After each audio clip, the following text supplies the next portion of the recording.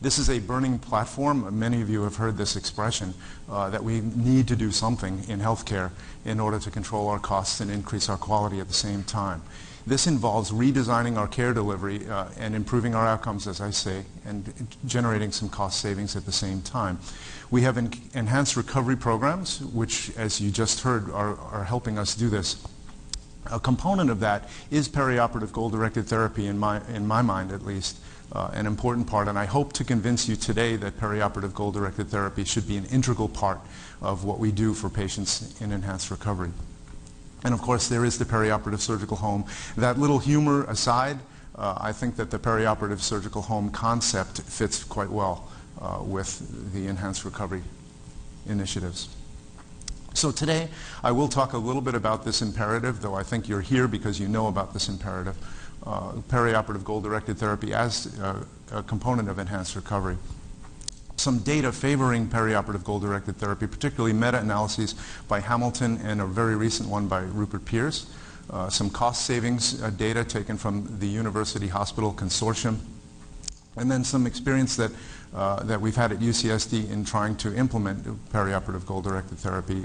I'll show you one of the algorithms that we use and talk about some of the things we've been doing. So yes, we do have an acute need to improve our perioperative outcomes in terms of major morbidity and length of stay, and here's why. Our surgical complications are common. You saw a slide already that said that the surgical complications can be in the 20 to 25% range, and these can be major complications: wound infection, ileus, pulmonary problems, renal problems, cardiac problems, thromboembolic problems. So 25%, 1/4 of the patients are going through this without enhanced recovery initiatives. This is obvious. Surgical complications are very bad. But anytime you make a sweeping statement like that, you should present an article that shows that surgical complications are very bad. Well, it turns out, as you can imagine, that surgical complications increase mortality rate. A fairly recent study from the New England Journal of Medicine, what they did is they took a look at low-performance hospitals and high-performance hospitals, and they looked at their mortality rates, and they also looked at their morbidity rates, their complication rates. So the mortality rates would range from 3.5 to 6.9% in patients who didn't have complications. But patients who did have complications, then the mortality rate jumps to 12.5% to 21.4%.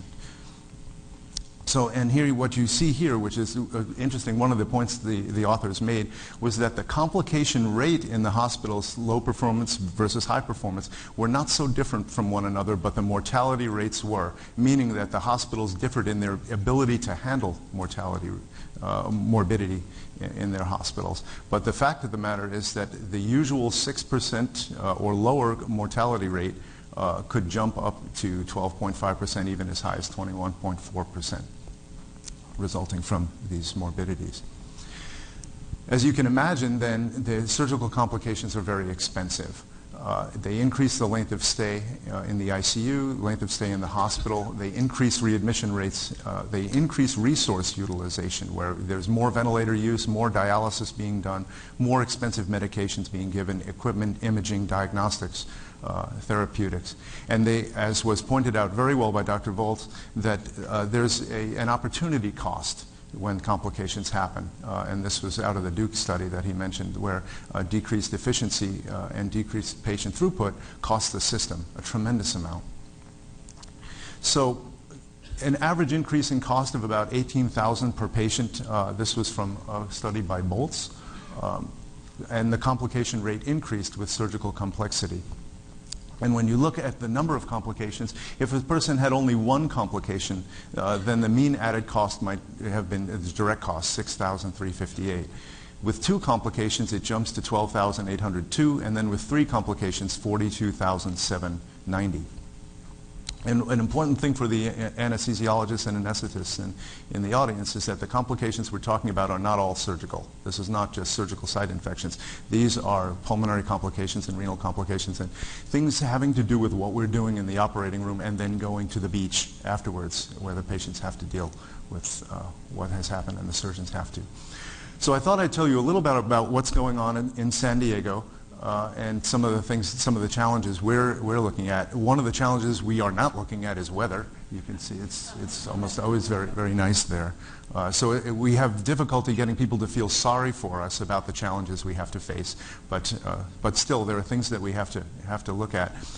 We have the UCSD Medical Center, which is in Hillcrest, that is closer to downtown, and this is a county-like hospital where we've got a lot of trauma, burn management. It's a busy ICU.